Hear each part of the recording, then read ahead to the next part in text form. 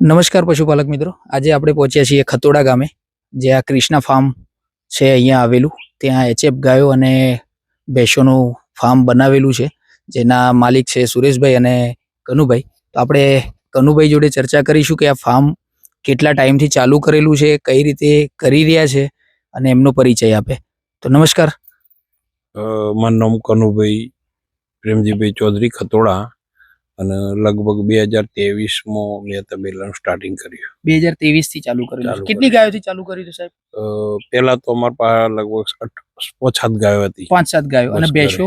ભેંસો 5 ભેંસો હતી. 5 ભેંસો ને 5 ગાયોથી ચાલુ કરેલું ફાર્મ છે. આ 2023 માં ચાલુ થયું છે. આજે કેટલી સંખ્યા છે સાહેબ? આજે 25-30 ગાય છે અને 15 ભેંસ છે.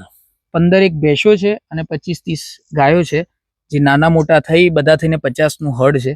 50 નાના મોટા ગાયો ભેંસો થઈને બધા 50 જાનવર છે. અત્યારે કેટલું દૂધ આવી રહ્યું છે, કેટલી ગાયો દોઈ રહ્યા છો?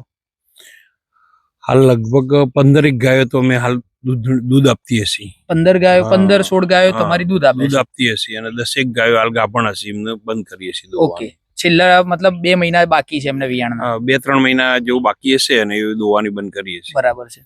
અને હાલ કેટલું દૂધ છે તમારે એક ટાઈમનું? એક ટાઈમનો 200 થી 250 લીટર દૂધ હશે. 200 પાણી 200 લીટર, મતલબ 175 લીટર આજુબાજુ છે ટાઈમનું. હા, ટાઈમનું મતલબ કે 350 લીટર થઈ ગયું. 350-400 લીટર. એમાં ભેંસોનું ગાયોનું બધું આવી ગયું? આ બધું આવી ગયું, ગાયોનું અને ભેંસોનું. એમાં ગાયોનું કેટલું દૂધ છે? ગાયનું 160 લીટર આજુબાજુ થાય. 160 લીટર જેવું. 40 લીટર 30 લીટર એવું એક્ઝેક્ટ નહીં, પણ 30-35 લીટર જેવું ગાયોનું ભેંસોનું થતું હશે. બરાબર છે. ફેટ શું આવી રહ્યું છે? ફેટ આવે છે 38 થી મોડીને 45 સુધી. 3.8 થી લઈને 4.5 સુધી આવી રહ્યું છે. એટલો. તમે ખોરાકમાં ચારમાં શું આપો છો? ચારમાં તો સૂકા પૂળા છે, ઘઉંનું સુસલું છે, જવ છે, લીલા જવ છે, મકાઈ છે, લીલી મકાઈ છે, બોથો પેલો પાયો ને આપણે મતલબ નેપિયર નો, એ બધું એ રીતના કરીએ. ઓકે. અને તમે ગાભણ અવસ્થા દરમિયાન તમારા ફાર્મ ઉપર ગયા વર્ષે કેટલા રૂપિયાનું દૂધ થયું હતું, અત્યારે કેટલા રૂપિયાનું દૂધ થયું છે આ વર્ષે? ગઈ સાલે મારું બધું ટોટલ દૂધ 28-29 લાખનું ડેરીમાં ભરાયું હતું, ભેંસોનું ગાયોનું થઈને.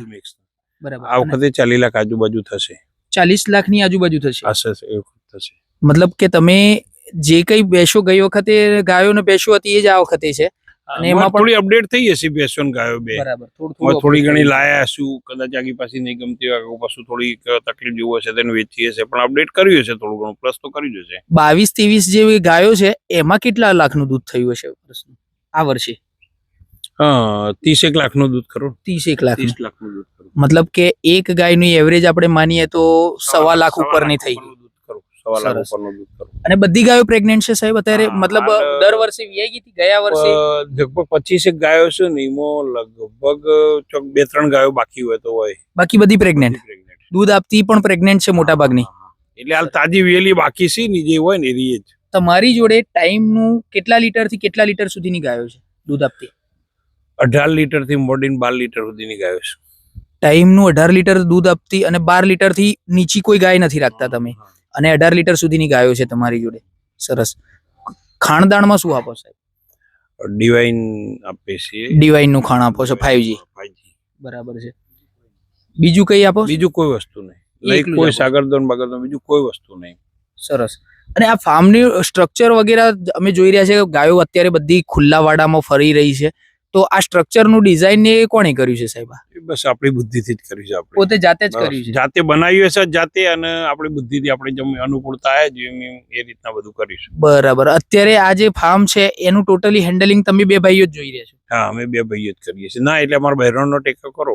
બરાબર. ઘરનો એ લોકો અમે આજે આગળ પાછા હોય તો એ લોકો ધ્યાન રાખે, બધી ધ્યાન એ જ રાખે છે, અને અમે એ રાખીએ છીએ જોડે જોડે. આ ગાયોને જે કઈ ખોરાક આપવાનો છે દૂધ પ્રમાણે, આ તે વસ્તુની ધ્યાન કોણ રાખે? એ અમારા ઘેરથી બહેરાને રાખે છે. બરાબર છે. તો અત્યારે જે દૂધ થઈ રહ્યું છે 350 લીટર, એના સામે ખાણ કેટલા કિલો જઈ રહ્યું છે અંદાજ? લીટર 500 ગ્રામ અમે ગાયને મતલબ આપીએ છીએ. લીટર એક લીટરના રેશિયો હોય ને, જે ગાયના દાખલા તરીકે 12 લીટર હોય તો 12 લીટરમાં કિલો 1 લીટર 400 થી 500 ગ્રામ ખોણ આપીએ છીએ. 400 થી 500 ગ્રામનો રેશિયો લીટરે આપો છો. મતલબ કે તમારું 50% જેવું ખોણ વપરાય છે દૂધના. આ દૂધ દાખલા તરીકે 4 લાખનું દૂધ થાય તો 2 લાખનું ખોણ થઈ જાય. અત્યારે કેટલું દૂધ થાય છે? કેટલા લાખનું થાય? મહિના 3.5 લાખથી 4 લાખનું થતું હશે. 3.5 થી 4 લાખના દૂધની વચ્ચે તમારો ખોણનો ખર્ચો કેટલો? 1.5 લાખ જેવો ખર્ચો થઈ જાય. 1.5 થી 1.5 લાખ.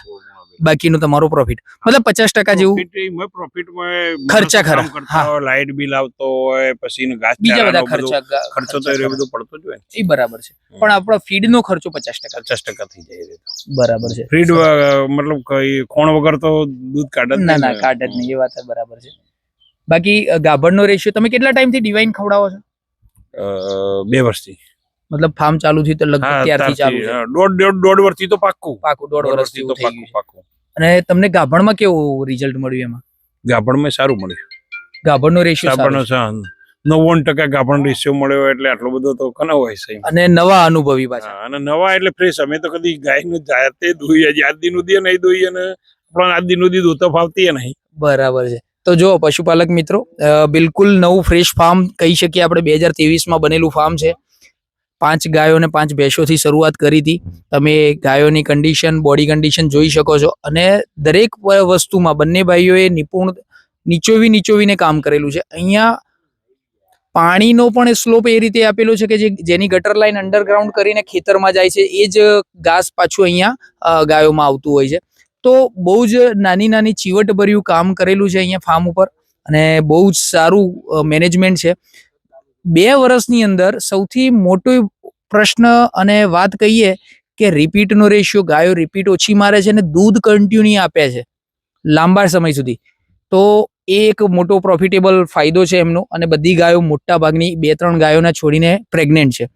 આ હતી વાત ખાલી ગાયોની. હવે ભેંસોની વાત કરું તો ભેંસોમાં પણ પ્રેગ્નન્સી રેશિયો આ રીતનો છે. પૂરેપૂરી 100%. બધી ભેંસો પ્રેગ્નેન્ટ છે. એ શું ખાઈ રહી છે? એ બસ આ જ કોણ ખાય છે? આ જ ખાણ ડિવાઇન 5G જ ખાય છે. અને એમના દૂધમાં કેવું છે? કેટલાથી કેટલા લીટર દૂધવાળી ભેંસો છે તમારી જોડે? 9 લીટરથી મોડીને 100 લીટર સુધીની. 6 લીટરથી લઈને 9 લીટર સુધીની ભેંસો, મોટી ભેંસો છે. હું તમને વિડીયોમાં પાછળથી ભેંસો પણ બતાવું છું અંદર, કે કઈ રીતની ભેંસો છે. બંનેની ભેંસો રાખેલી છે એમણે. તમને ભેંસોમાં અનુકૂળતા વધારે આવી કે ગાયોમાં? અમને ગાયોમાં વધારે અનુકૂળતા આવી. 2 વર્ષનો અનુભવ તમે બંનેમાં ટ્રાય કર્યો, ભેંસોમાં કર્યો અને ગાયમાં કર્યો. એમાં તમને વધારે અનુકૂળ ગાયોમાં આવ્યું. દોવામાં ભેંસો થોડી તકલીફ કરે છે. ટાઈમ દૂધ નહીં આપતી હોતી. બરાબર. ઉતારવામાં તકલીફ કરે, વચ્ચે દૂધ છોડી દે છે જલ્દીથી. એટલે ભેંસો કરતા તમને ગાયોમાં વધારે અનુકૂળતા આવી. બરાબર. હવે આગળનું શું પ્લાનિંગ કરી રહ્યા છો? ભવિષ્ય શું છે? ગાયો પર જવાનું? હા, ગાયો પર ટોટલી. ભેંસો તમારે ઓછી કરવી છે અને બધી ગાયો પર કરવું છે? બધી ગાયો પર. દૂધ ખાવા માટે ભેંસો રાખવાની, બાકી ઘેર એટલે દૂધ આપણે ઘેર ખાવા માટે, બાકી બધું ગાયો જ રાખવાની.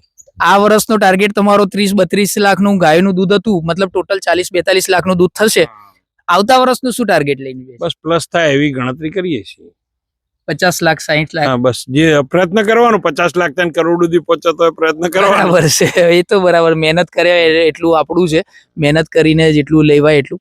તો સરસ. આપણે આ હતા કનુભાઈ ચૌધરી, ખતોડા ગામના ક્રિષ્ના ફાર્મના ઓનર, જેમને આપણે મુલાકાત લીધી. તમને ફાર્મની પણ વિઝિટ કરાવીશું, કે ફાર્મના વિડીયો પણ તમને વચ્ચે મૂકીશું. તો નમસ્કાર અને ધન્યવાદ મિત્રો.